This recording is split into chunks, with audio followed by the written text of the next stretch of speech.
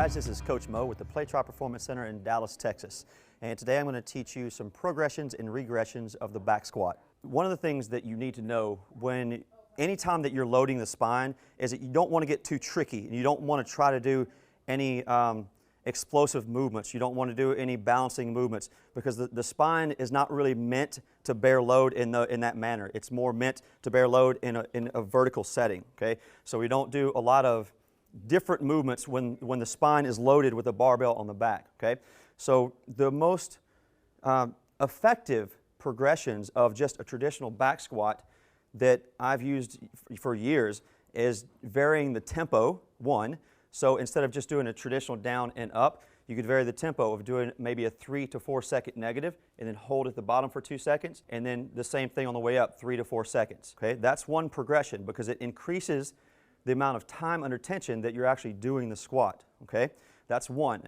Another thing that you could do is you could do what we call quarter reps or half reps. So what I would do is get down to the bottom position of the squat, stand up about a quarter of the way, and then all the way up. The third progression that you could do is you could take that a step further and kind of what we call ratchet or stair step your way back up.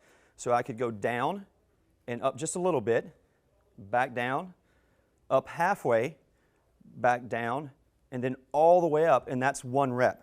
Okay, so you can see how that movement, that last one, if you do 8 to 10 of those, it's going to take you well over a minute to do that exercise. Okay, so that's the most safe and effective way with load on your spine that you can do a back squat progression, right?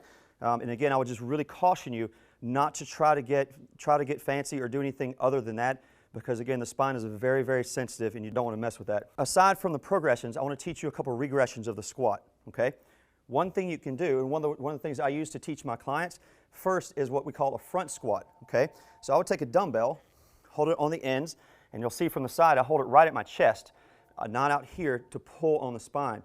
This is actually a more natural position for our bodies to hold weight and go through a squat. Okay, so first thing I would do, again, hold the dumbbell nice and loose, shoulder blades pulled back, and you look at my position from the side. My chin is not up, my head is not down. When I squat down, my spine stays in a nice neutral position, weight's on my heel, and drive back up. Okay, so that would be one regression. The next regression that I would use, actually, you can use a chair, you can use a bench if you're in a club, you can use anything you need to.